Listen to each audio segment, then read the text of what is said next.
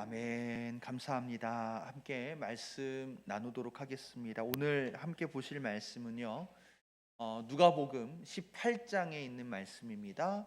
누가복음 18장 18절부터 30절까지의 말씀. 오늘 함께 나누실 말씀은 누가복음 18장 18절부터 30절까지의 말씀 되겠습니다. 제가 받들어 봉독하겠습니다.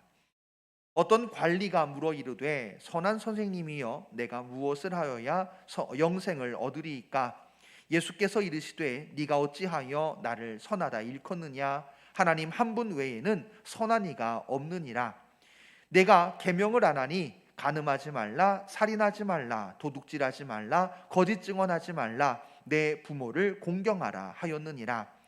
여짜오되 이것은 내가 어려서부터 다 지키었나이다. 예수께서 이 말을 들으시고 이르시되 내게 아직도 한 가지 부족한 것이 있으니 내게 있는 것을 다 팔아 가난한 자들에게 나눠주라. 그리하면 하늘에서 내게 보화가 있으리라. 그리고 와서 나를 따르라 하시니 그 사람이 큰 부자이므로 이 말씀을 듣고 심히 근심하더라. 예수께서 그를 보시고 이르시되 재물이 있는 자는 하나님의 나라에 들어가기가 얼마나 어려운지 낙타가 바늘귀로 들어가는 것이 부자가 하나님의 나라에 들어가는 것보다 쉬우니라 하시니 듣는 자들이 이르되 그런즉 누가 구원을 얻을 수 있나이까? 이르시되 무릇 사람이 할 수 없는 것을 하나님은 하실 수 있느니라. 베드로가 여짜오되 보옵소서 우리가 우리의 것을 다 버리고 주를 따랐나이다. 이르시되 내가 진실로 너희에게 이르노니 하나님의 나라를 위하여 집이나 아내나 형제나 부모나 자녀를 버린 자는 현세에 여러 배를 받고 내세에 영생을 받지 못할 자가 없느니라 하시니라. 아멘. 자, 오늘 누가복음 18장 18절부터 30절 말씀을 읽었고요. 하나님은 하실 수 있느니라 하는 제목을 가지고 함께 말씀을 나누어 보려고 합니다. 자, 먼저 옆 사람과 인사하는 시간 갖도록 하겠습니다. 함께 서로 마주보며 인사하도록 하겠습니다. 주님의 이름으로 환영하고 축복합니다. 주님의 이름으로 환영하고 축복합니다. 주님의 이름으로 환영하고 축복합니다. 자, 한 번 더 인사하실까요? 한 번 더 인사하시면서 성도님은 그리스도의 향기이십니다. 인사하겠습니다. 성도님은 그리스도의 향기이십니다. 성도님은 그리스도의 향기이십니다. 성도님은 그리스도의 향기이십니다. 할렐루야. 자, 우리 한번 구호 외치듯이 따라해 봤으면 좋겠습니다. 제가 하나님은 하면 여러분들께서는 뭐라고 해야 되겠어요? 그렇죠. 하실 수 있느니라 이렇게 하시면 돼요. 자, 한번 해보겠습니다. 하나님은 다시 하나님은 할렐루야. 자, 하나님은 하실 수 있느니라. 오늘 이 말씀 가지고 함께 이야기를 나누어 보려고 하는 거예요. 자, 오늘 하나님은 하실 수 있느니라. 그런데 이제 이 말씀을 우리가 함께 보시기 전에 제가 이제 한 가지 생각하고 얼마 전에 깨달은 그런 뭔가 사건이 있었습니다. 이게 뭐냐면 우리 교회에 이제 이렇게 뭐 시스템이 되어져 있잖아요.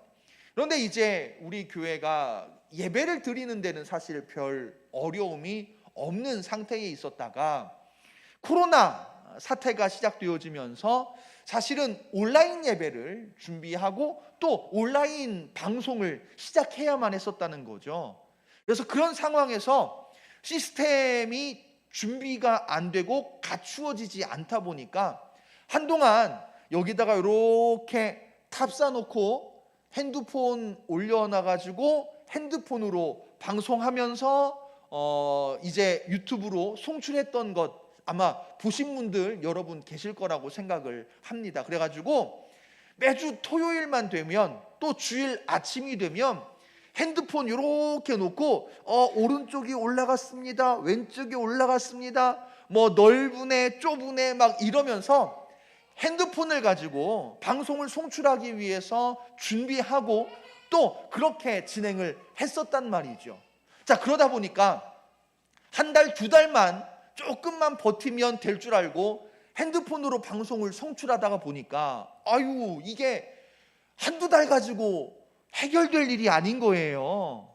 그래서 어쩔 수 없이 뭔가 조금 더 원활하게 방송을 송출하기 위해서 몇 가지 장비를 사기 시작했어요. 몇 가지 장비를 사가지고 추가하고 옆에다가 끼고 달고 막 이러면서 지금은 핸드폰이 아니라 뭐 컴퓨터와 뭐 카메라를 가지고 송출을 하고 방송을 하고 있지요. 그런데 이제 문제는 뭐냐면 기존에 있던 시스템에다가 몇 가지 장비를 추가하다 보니까 이게 서로 호환이 아무 문제 없이 잘 되면 상관이 없는데 요즘 기술 발전이 얼마나 빠릅니까? 기술 발전이 워낙 빠르다 보니까는 교회가 건축할 때 갖추어 놓았던 시스템이 어느덧 구형이 돼버린 거예요. 그 당시에는 그래도 괜찮은 것 같다가 쓴다라고 달아놨는데, 갖추어 놨는데 몇 년이 지나다 보니까 어느덧 그것이 구형이 돼가지고요, 다른 시스템을 가지고 붙이고 갖추고 달아놓다 보니까 이게 서로 호환이 잘 안 되는 경우가 발생을 하게 되는 거죠. 그래도 어쨌든 전도사님이랑 부목사님이랑 저랑 이것도 해보고 저것도 해보고 이렇게도 바꿔보고 저렇게도 바꿔보면서 그럭저럭 큰 문제 없이 방송을 할 수 있는 그런 상태를 만들었어요.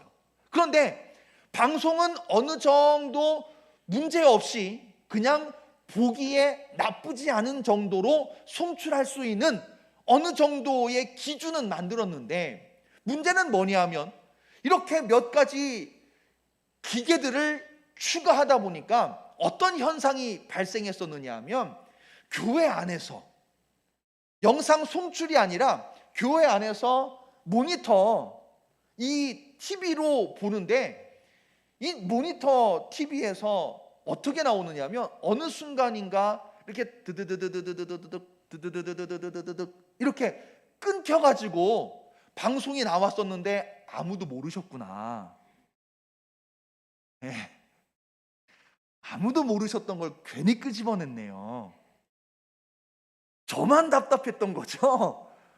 저는 이제 저도 여러분들도 앞에 보시지만 저도 저 뒤에서 TV가 있거든요. 그래가지고 저 TV를 보면서 이제 뭐 이렇게 좀 시간이라든가 뭐 제 위치라든가 아니면 머리가 또 이상한가 이러면서 이렇게 조금 본단 말이에요. 그런데 이렇게 보는데 이 영상이 매끄럽게 이렇게 연결되지가 않고 따다다다다닥 따다다다다다닥 이렇게 이제 끊어지는 현상이 나타나는 거죠. 그래서 또 얼마나 고민을 하고 머리를 싸맸겠어요. 그래가지고 오죽하면 이렇게 끊기고 신경 쓰일 바에는 차라리 라인을 싹 갈아볼까? 카메라를 바꿔볼까? 막 이러면서 굉장히 많이 고심하고 연구하고 하여튼 골머리를 싸맸었어요. 그러다가 라인을 바꿔보려고 이렇게 실험도 해보고 카메라를 바꿔보려고 카메라도도 실험을 해보고 막 이렇게 실험을 해봤는데 도무지 개선될 방향이 보이지 않는 거죠. 바꿔봤는데 아예 싹 바꾼 건 아니고 실험을 위해서 몇 가지 이렇게 이제 바꿔서 시험해보고 했는데 도무지 개선되지가 않는 거예요. 그래서 제가 전도사님께 그랬어요. 그냥 현재 시스템 안에서는 이게 최선인 것 같으니 우리 조금 마음 편하게 먹고 포기합시다. 그리고 포기했어요. 사실은 포기하고 어떻게 해야 될지를 잘 모르는 상황이었는데 어느 날 전도사님이 목사님! 부르는 거예요. 왜 불렀겠어요? 되게 밝은 목소리로 내 영혼에 햇빛 비친 목사님! 저를 부르는 거예요. 왜 불렀을 것 같아요? 역시 안 됩니다. 이러면서 불렀을까요? 뭔가 발견한 거예요. 목사님, 이게요, 이렇게 하니까 되네요. 그러면서 저희는 뭐 라인을 가니, 뭐 천장을 뜯어내니, 카메라를 바꾸니, 막 이러면서 머리 싸매고 연구하고 골머리를 앓고 있었는데, 그 끊기는 현상이 있잖아요. 몇 가지 설정을 클릭하니까 그냥 바뀌는 거예요. 지금 어때요? 이게 제가 움직이는 것보다 조금 늦게 딜레이 현상이 나타나기는 합니다만, 그건 진짜 어쩔 수 없는 거고, 끊겨요? 부드럽게 움직여요? 끊겨요? 부드럽게 움직여요? 부드럽게 움직이죠. 저희는 어떻게 할까? 천장을 뜯어내냐, 카메라를 바꾸냐, 이러면서 골머리를 앓았는데, 알고 보니까요, 우리가 그 새로 달았던 장치들을 제대로 활용할 줄 몰랐던 거예요. 새로 달았던 장치들을 조금만 설정을 바꾸고 클릭 몇 번 딱딱딱딱딱딱 하고 나니까, 그 전에 끊기는 현상은커녕 그 전보다 더 부드럽게, 또 더 밝게 화면이 나오는 것을 알게 되었습니다. 자, 이 말씀을 왜 서두에서 드리냐면요, 우리가 하나님의 복을 이만큼 받을 수 있는데, 우리가 잘 알지 못해서, 우리의 선입견 때문에, 우리가 잘못 알고 있음으로 말미암아 이만큼 받을 수 있는 복을 요만큼밖에 받지 못하는 경우가 많이 있기 때문인 거예요. 잘 알지 못하기 때문에, 잘 모르고 사용하기 때문에, 잘 알지 못한 채 살아가기 때문에 훨씬 더 좋게, 훨씬 더 부드럽게, 훨씬 더 원활하게 살아갈 수가 있고 사용할 수가 있음에도 불구하고, 알지 못했기 때문에 끊기는 현상을 그냥 만족할 수밖에 없었고 내버려 둘 수밖에 없었던 것처럼, 하나님께서 이만큼의 은혜를 준비하고 예비하고 베풀어 주시려고 하는데, 채워주시려고 하는데, 우리가 잘 알지 못하기 때문에 잘못 사용하고 있음으로 말미암아 하나님의 크신 복 중에서 너무나 작은 부분, 너무나 적은 영역만 경험하고 그것만 채우면서 살아가고 있음이 안타깝다는 거예요. 사랑하는 성도 여러분, 오늘 우리가 처음에 함께 외쳤습니다. 하나님은 하실 수 있느니라. 하나님은 하실 수 있느니라. 하나님께서는요, 우리에게 얼마나 많은 복을 주실 수 있는 분인가, 우리가 그 영역들도 함께 살펴봤으면 좋겠고요. 그 많은 영역 중에서 우리가 얼마나 적은 부분만 보면서 살고 있었는가, 다시 한번 깨달으면서 하나님의 크신 은혜와 하나님의 많은 복을 받으시고 누리시고 풍성하게 채워지심으로 말미암아 하나님의 은혜 가운데 살아가실 수 있는 우리 창목교회 모든 성도 여러분 되시기를 간절히 축원합니다. 자, 여러분, 오늘 말씀 마지막 부분 30절 한번 보시겠어요? 30절 보시면 예수님께서 하시는 말씀이에요. 예수님께서 말씀하시기를 내가 진실로 너희에게 이르노니 이런저런 자는 현세에 여러 배를 받고 내세에 영생을 받지 못할 자가 없느니라. 할렐루야. 예. 우리가요 오늘 이 말씀이 왜 예수님의 입에서 나왔는가를 먼저 살펴봐야 될 텐데, 오늘 예수님께 부자관리라고 표현된 한 인물이 예수님을 찾아온 것으로 18절 말씀이 시작되어지고 있지요. 부자관리가 예수님을 찾아와서 예수님께 묻기를 뭐라고 묻느냐 하면, 선생님이여 내가 무엇을 하여야 영생을 얻으리까? 그래요. 선생님, 내가 무엇을 하여야 영생을 얻으리까? 그래서 예수님께서 영생을 얻는 것에 대해서 가르쳐 주시고, 그 가르침을 들은 사람들이 사람의 힘으로는 도저히 할 수 없는 듯하여 26절 말씀에서 다시금 예수님께 질문합니다. 아니, 그 정도면 그런즉 누가 구원을 얻을 수 있으리까? 자, 오늘 보세요. 영생과 구원에 대해서 두 번이나 연거푸 예수님께 질문하고 있는 것을 볼 수가 있지요. 선생님, 예수님, 무엇을 하여야 영생을 얻을 수 있으리까? 이러저러하다.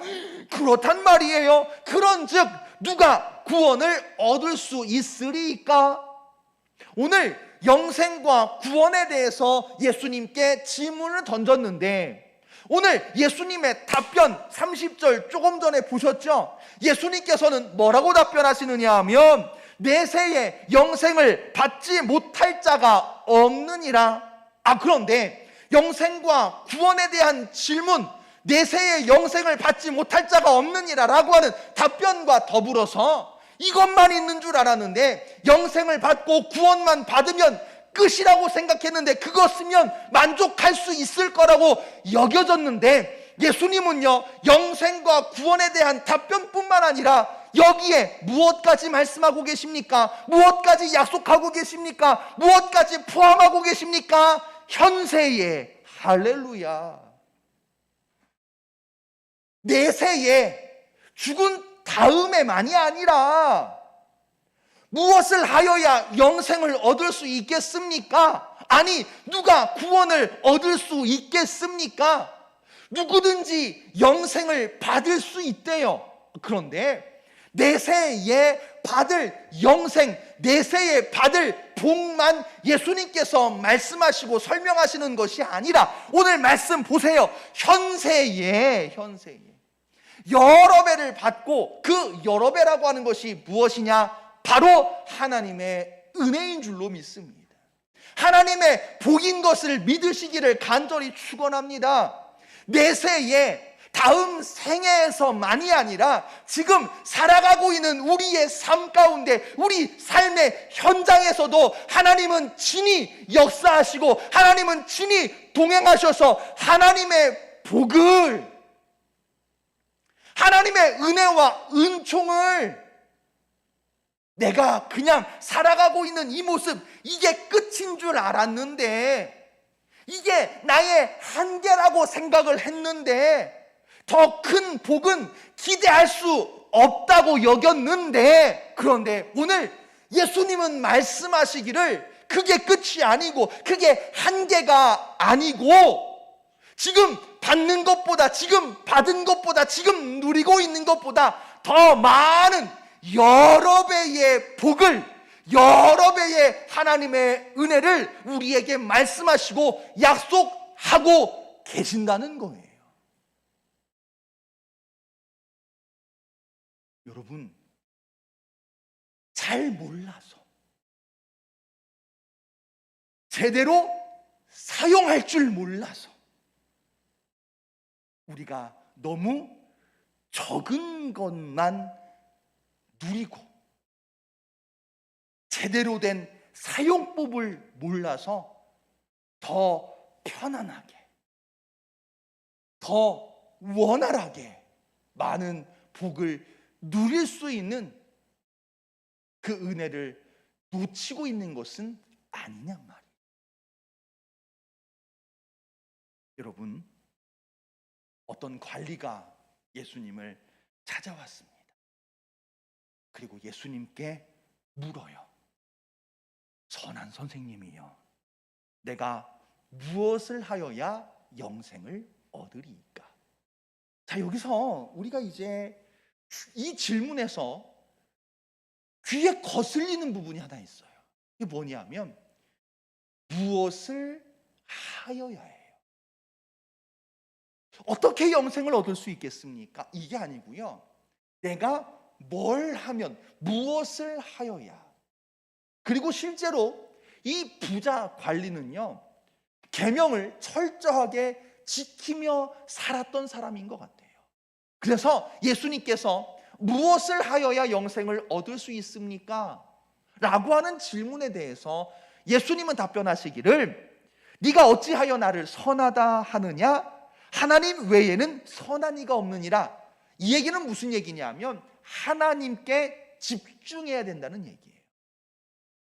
선한 이는 하나님밖에 없느니라. 이 말씀을 조금 풀어서 설명을 해보면 선한 이는 하나님이시며 선하게 하실 수 있는 것도 하나님밖에 없다라고 하는 말씀으로 듣는 귀가 열려지시기를 간절히 축원합니다. 선한 분도 하나님뿐이요, 또한 선하게 하실 수 있는 분도 하나님밖에 없다는 거예요. 그 선하게 하시는 것이 왜 중요하냐면 선함으로 말미암아 의롭다함을 받아 구원을 얻는 거거든요. 자, 선한 분, 선하게 하시는 그 하나님께서 선하게 살아가도록 계명을 주셨는데 그 계명이 바로 예수님의 말씀 가운데 들어있지요. 너 계명을 알지 않느냐?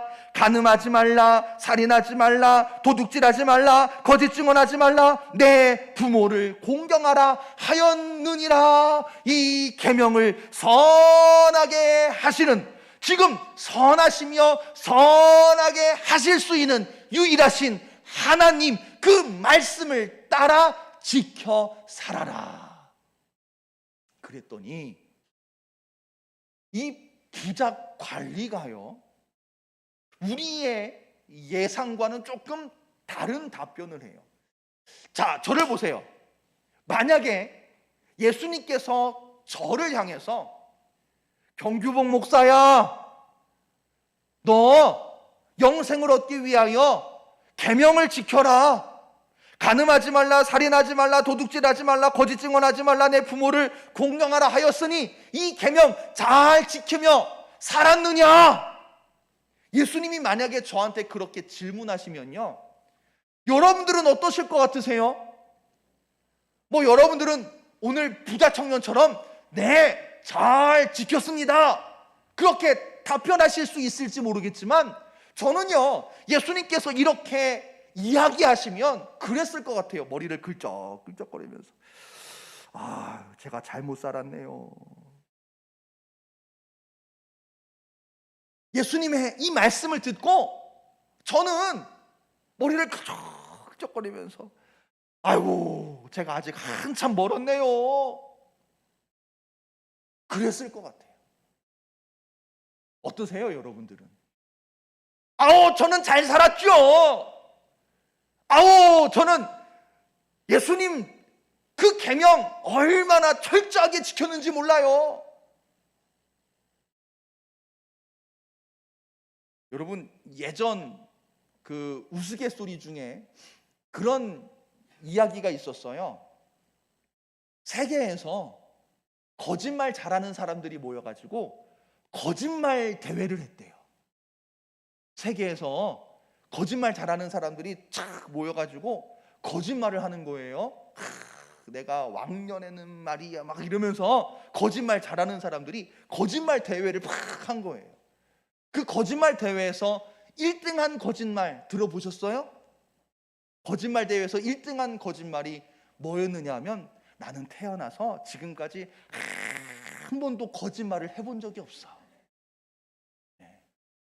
그게 거짓말 대회 1등한 거짓말이래요. 나는 태어나서 지금까지 한 번도 거짓말을 해본 적이 없어. 자, 여러분 잘 생각해 보세요. 예수님께서 말씀하신 계명 중에 무슨 계명도 있어요? 거짓 증언하지 말라. 이게 조금 고급진 표현으로 거짓 증언하지 말라라고 하는 거지, 그냥 우리가 흔하게 툭 내뱉는 말로 표현하면 뭐예요? 거짓말하지 마라. 그런데 이 부자 관리가요, 예수님께 답변하기를 뭐라고 답변하느냐 하면, 예수님, 이것은 내가 어려서부터 어떻게 했대요? 조금 지켰대요? 거의 지켰대요? 다 지켰대요? 이 되게 다른 이야기거든요. 제가 어려서부터 거의 지켰습니다. 그럴 수 있지 싶겠는데, 이 부자 관리가요, 거의 지켰습니다, 이게 아니라 대부분 지켰습니다, 이게 아니고 뭐라고 답변했어요? 다 지켰나이다. 이 정도면 거짓말 대회 나가가지고 1등 할 만하지요. 저는 지금까지 거짓말이 뭔지도 모르고 거짓말은 해본 적도 없이요. 완전 그거랑 똑같잖아요. 다 지켰나이다. 그런데 여러분, 이 부자 관리가요, 허풍선이는 아니었을 거라고 생각을 해요.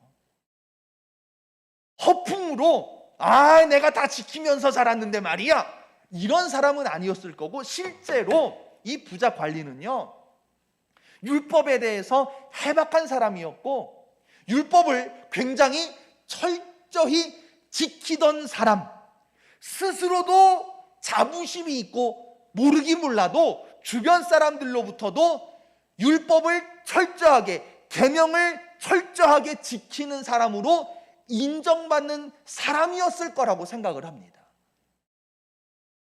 그러니까 자부심을 가지고 말할 수 있었던 거예요. 제가 다 지키었나이다. 그랬더니 예수님께서 하시는 말씀이 뭐냐 하면, 그런데 너에게 부족한 게 하나 있다. 그게 뭡니까? 제가 계명을 다 지켰는데 도대체 뭐가 부족한 게 도대체 뭡니까?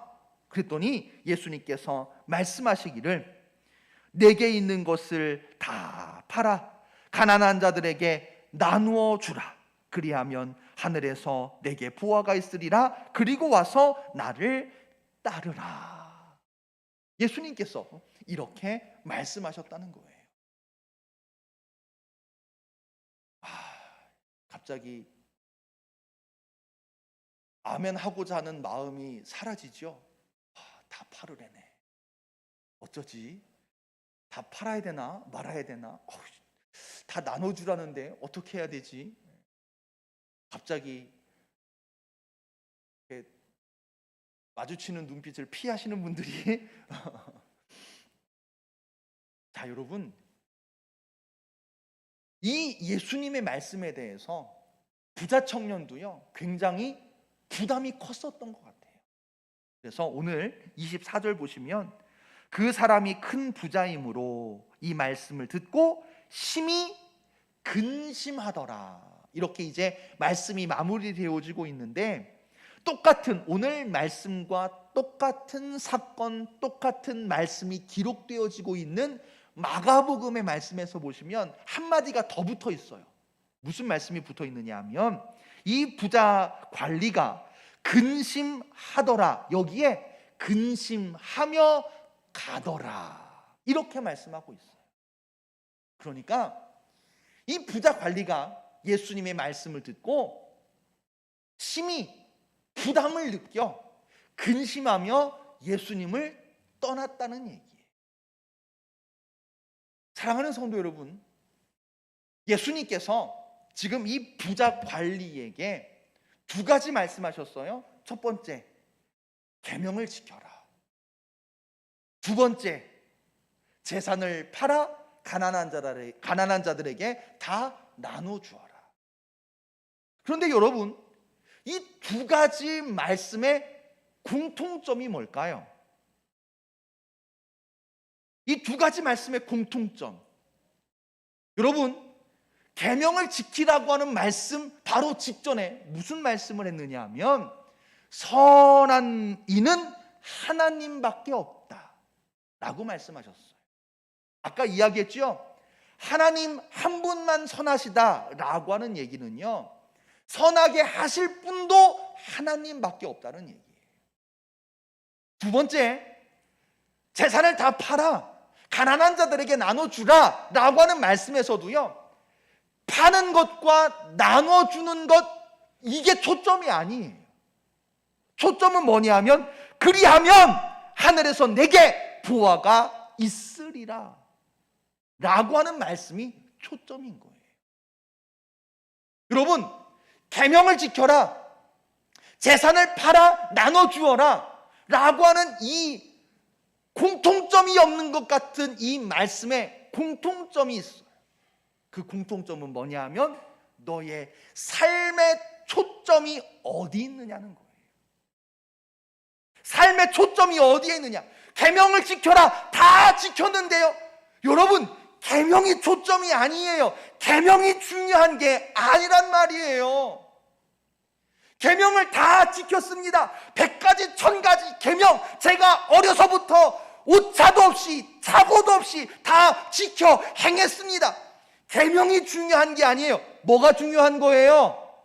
계명을 통하여 선하게 하시는 하나님이 중요하신 거예요. 팔아 나눠주라. 여러분, 지금 파는 것과 나눠주는 것 필요하죠. 중요한 거예요. 그런데 예수님의 말씀은 그게 초점이 아니에요. 초점이 뭐예요? 바로 하나님 나라가 초점인 거예요. 지금 세상 살아가면서 재물을 가지고 있는 것, 재산을 쌓아놓는 것, 재산을 버는 것, 지금 부자 청년은요, 그게 삶의 초점이 돼버린 거예요. 다른 것 보지 못하고, 하나님 보지 못하고, 하나님을 전적으로 신뢰하지 못하고, 보이는 것, 가지고 있는 것, 움켜쥔 것, 가지고 있는 재산이 하나님을 향하는데, 하나님을 바라보는데, 하나님을 신뢰하여 믿음으로 살아가는데 방해, 장애물이 되어지고 있었다라고 하는 말씀입니다. 사랑하는 성도 여러분, 영생을 주실 수 있는 분, 구원하실 수 있는 분, 하나님 나라로 들어오게 하실 분, 사람으로는 할 수 없습니다. 사람의 능력으로, 사람의 재주로, 사람의 모습으로 할 수가 없다는 거예요. 오늘 예수님과 부자 관리 사이에서의 대화는요, 그것을 말씀하고 있는 거예요. 계명으로 안 된다. 재물, 재산, 그걸로 안 된다. 사람의 힘으로, 사람의 능력으로, 사람의 노력으로 되어지는 것이 아니다. 그것을 조금 더 극적으로 말씀하시기를 오늘 예수님께서 부자, 재물에 대한 말씀으로 조금 더 극적인 표현을 우리에게 들려주시고 있지요. 예수께서 그를 보시고 이르시되 재물이 있는 자는 하나님 나라에 들어가기가 얼마나 어려운지. 그 뒤에 25절, 낙타가 바늘귀로 들어가는 것이 부자가 하나님 나라에 들어가는 것보다 쉬우니라. 할렐루야. 같이 부담 느끼시는 거예요? 예수님께서 말씀하시기를 부자가 하나님 나라에 들어가는 것, 이것이 얼마나 어려운지, 낙타가 바늘귀에 들어가는 것, 이게 차라리 쉬울 거라는 얘기예요. 낙타가 바늘귀에 들어간다라고 하는 이 표현이 사실은 우리에게 있어서는 선뜻 이해가 되어지지 않는 표현이기도 해요. 자, 예를 들어서 여러분, 제가 뭐 이렇게 이야기하다가 잘 가다가 삼천포로 빠졌네요. 잘 말하다가, 잘 설명하다가 잠깐 삼천포로 빠졌습니다. 그러면 여러분들, 잘 가다가 삼천포로 빠졌다는 얘기 이해가 돼요, 안 돼요? 알아들으세요, 못 알아들으세요? 지금 다 못 알아들으시는 것 같은데.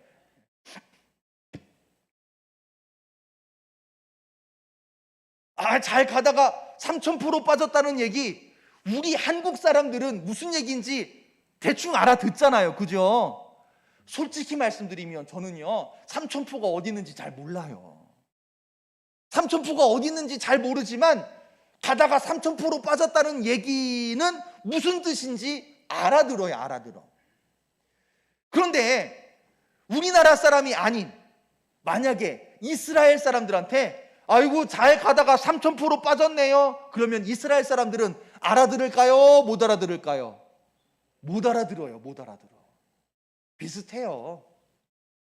낙타가 바늘귀로 들어간다라고 하는 이 말의 표현이 사실 당시 유대인들에게 있어서는 이해하는데 아무 문제가 없었을 거예요. 다만 2000여 년이 흐르고 팔레스타인 지역이 아닌 한국에 살고 있는 우리들에게 있어서는 선뜻 이해하기 쉽지 않은 그런 표현이라는 얘기죠. 이 말씀에 대해서 몇 가지 해석들도 있어요. 낙타라고 하는 것이 어원으로 설명하고 풀이해 보면 밧줄이라고 하는 어원과 발음이 비슷하다. 뭐 그래가지고 낙타가 사실은 밧줄을 말하는 거다. 밧줄을 바늘귀에 넣을 수가 없는 것처럼 이 말씀은 사실은 밧줄을 의미한다.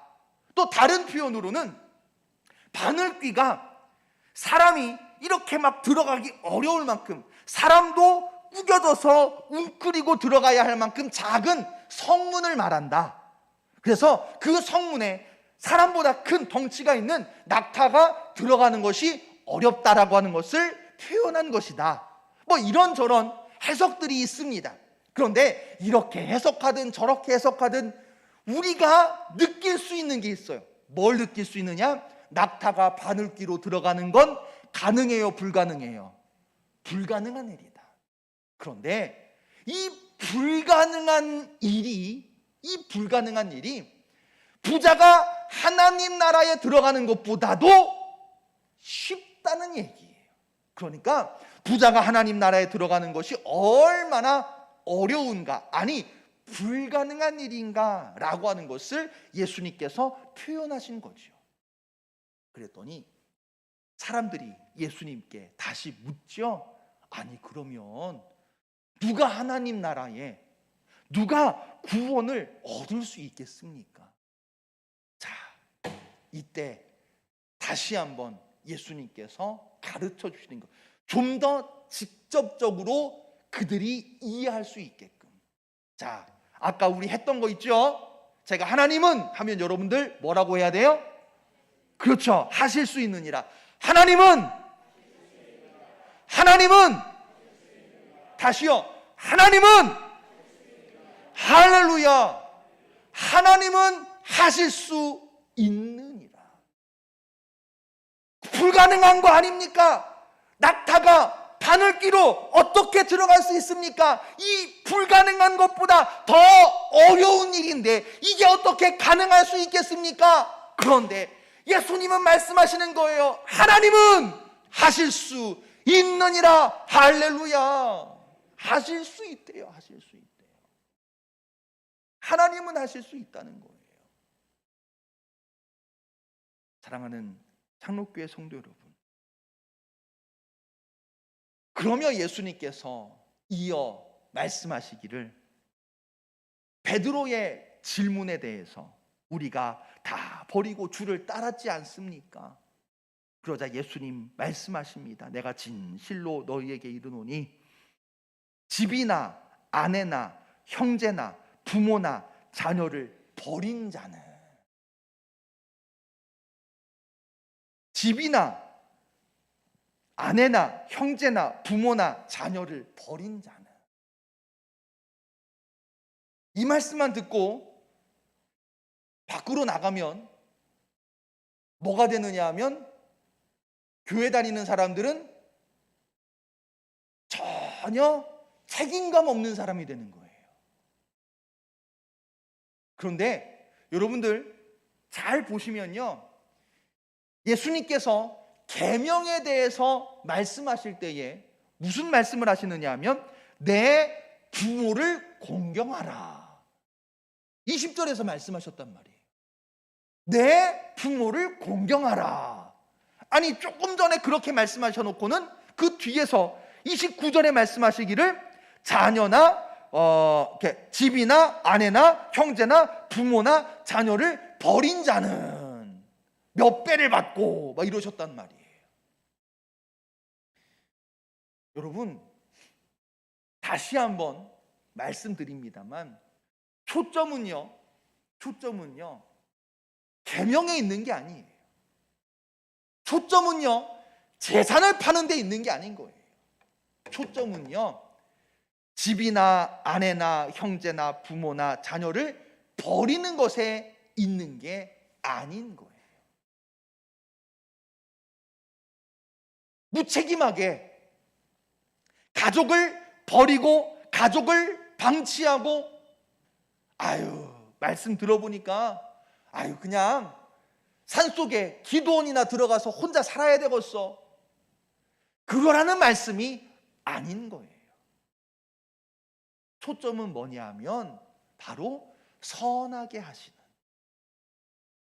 영생을 주시고 구원을 주시는 바로 하나님께 있음을 우리가 오늘 성령의 지혜로 말미암아 함께 깨닫는 시간 되어지시기를 간절히 축원합니다.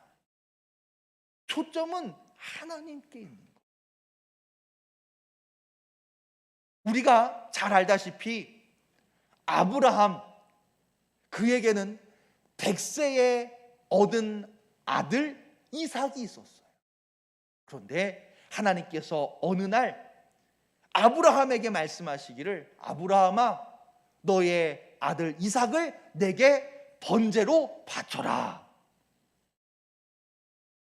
아브라함이요 그 말씀을 듣고 사흘길이나 아들과 함께 걸어가 산으로 오른 뒤 이삭을 실제로 하나님께 바치기 위해서 칼을 들지요.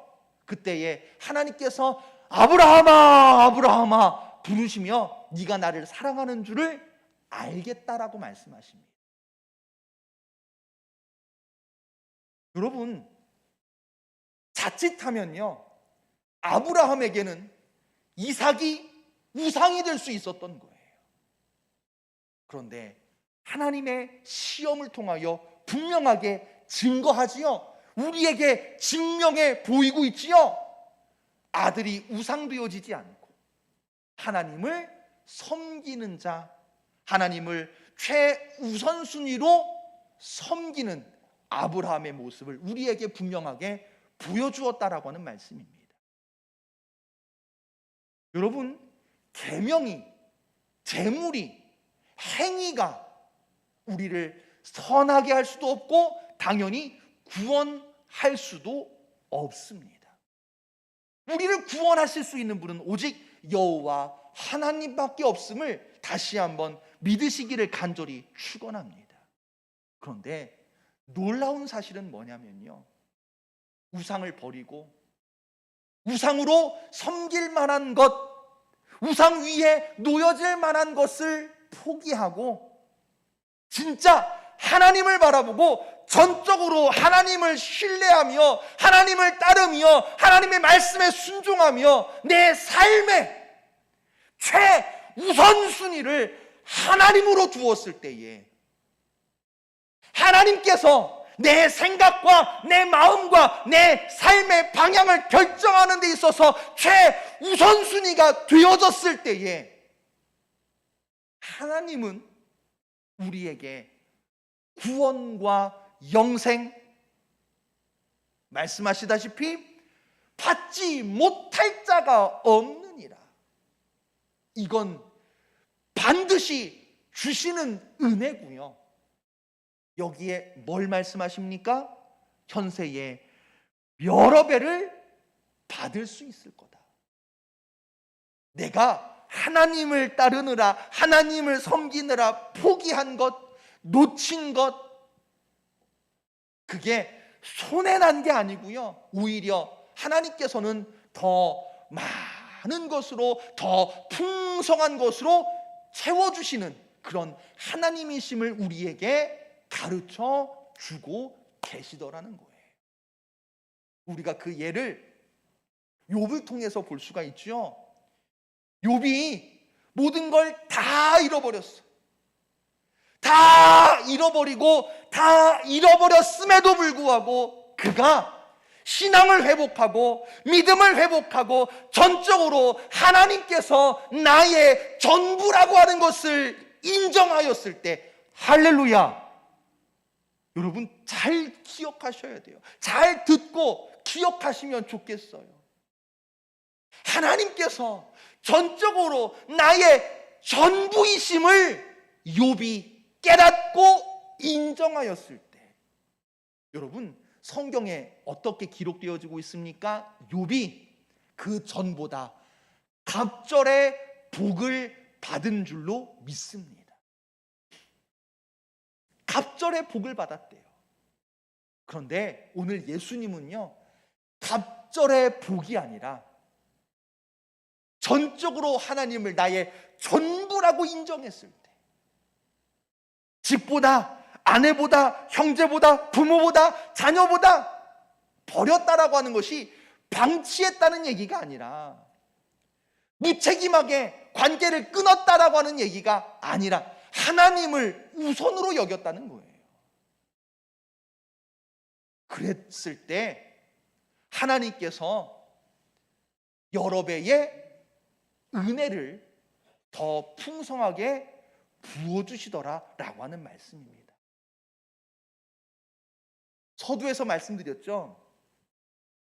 내 고정관념 혹은 잘 알지 못해가지고 잘못 사용했던 기계로 말미암아 불편한, 더 좋은 것을, 더 풍성한 것을 누릴 수 있었음에도 불구하고 잘못된 것만 경험할 수밖에 없었던, 서두에서 예를 말씀드렸었잖아요. 여러분, 하나님의 크고 풍성하신 은혜, 우리가 오늘 말씀을 통하여 함께 나누었습니다.